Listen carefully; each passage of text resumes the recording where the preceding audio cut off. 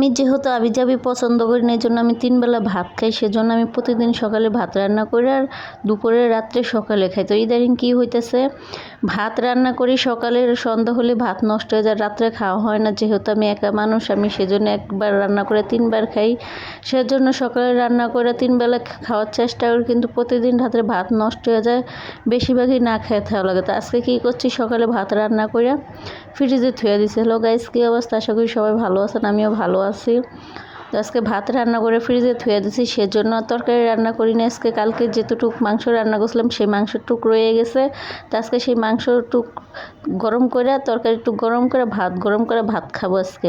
তো ভাতগুলো ফ্রিজে থুয়ে দিয়েছিলাম, বেশ ঠান্ডা হয়ে গেছে, অনেক 1 ঘন্টার বেশি হয়েছে, নামিয়ে রাখলাম। পরে ঠান্ডাটা ছাইড়া দেওয়ার পরে ভাতগুলা তরকারির সাথে একটু গরম করে নিচ্ছি। এভাবে আমি ভাত খেতে খুবই ভালোবাসি, যে বাসি তরকারি থাকলে ভাত গরম করে ভাতের মিক্স করে খেলে তরকারির সাথে আমার কাছে অনেক ভালো লাগে।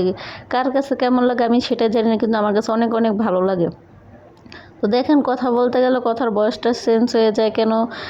আমার একটুকু মন ভালো না, আমি টেনশন করতে করতে আমার অবস্থা খুবই খারাপ, গলার কণ্ঠ চেঞ্জ হয়ে গেছে। আল্লাহর কাছে কান্না করতে করতে ফরিয়াদ জানে যে আল্লাহ, তুমি আমার ভালোবাসা মানুষটা আমার কাছে ফেরত দাও।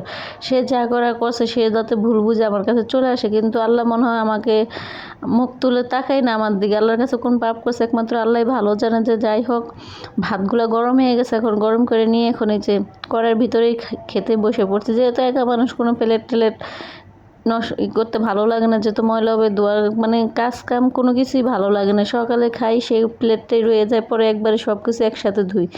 যা মন ভালো থাকলে তো সবই ভালো লাগে, মন যদি ভালো না থাকে কোনো কিছুই ভালো না। যার সাথে এরকম হয়েছে শুধু সেই বুঝবে। আমার কাছে এরকম আগেও আমি এরকম অনেক ভিডিও দিয়েছিলাম, কড়াইয়ের মধ্যে ভাত খেতে আমি অনেক ভালোবাসি। ছোটোবেলায় অভ্যাস হয়ে গেছে। আগে মা কী করতো, তরকারি একটু কম থাকলে বলতো যে এটার মধ্যে খেয়ে ফেলা। যেহেতু আগে অভাবের সংসার আসলে, সবার ক্ষেত্রে এরকমটা ছিল না, কিছু কিছু ক্ষেত্রে যারা একটু কষ্টে আসলো তাদের এরকমটা হয়েছে। তো ওরকমই ভাত খেতে খেতে অভ্যাস হয়েছে আমার কাছে, সেই অভ্যাসটা এখনও রয়েছে। তো মাঝে মাঝে এরকমই করি, ভাত যখন ঠান্ডা হয়ে থাকে বা যদি শীতকালে আসছে, এখন তো মনে করেন একবার রান্না করে 3 বার খাবো, সেজন্য আমি প্রতিদিন শীতকালে আসলে এরকম করে ভাত খাই। তো গলাটা বসে যাইতেছে, কথা বলতে পারতেছে না, গলার বয়স শুনে বোঝা যাইতেছে যে আমার গলাটা কতটুকু বসে গেছে। কান্না করতে করতে গলার ভলিউম কমে গেছে। তো এরকম ভাত আমার কাছে তো অনেকই ভালো লাগে। আজকে খাওয়াটা অনেক ভালো লাগছে, মুরগির তরকারি, যেহেতু আমার ঘরে কোনো বাজার ঘাট নেই, আজকে বাজার করছি। 1 পোয়া সিম কিনছি 20 টাকা দিয়ে, এটাই আজকে রান্না হবে। যেহেতু মাছ কিনি না, আর কিনবো না, যেহেতু রুম চেঞ্জ করে নেবো, ফ্রিজ একবারে খালি হয়ে রয়েছে, সেজন্য আর কোনো কিছু কিনিই না। সেজন্য আজকে চাল কিনছি। আমি জীবনের লাইফে প্রথম 5 কেজি চাউল কিনছি। 5 কেজি চাউল দিয়ে আমার পুরো মাস চলে যাবে, যেহেতু রুম পাল্টাবো, সেজন্য আর বস্তা কিনি না। বস্তা কিনলে তো আমার কয়েক মাস চলে যেত, তাই জন্য বস্তা কিনি নেই। বাড়িওয়ালার দোকান থেকে 5 কেজি চাল নিয়ে আসি, সেটাই খাবো।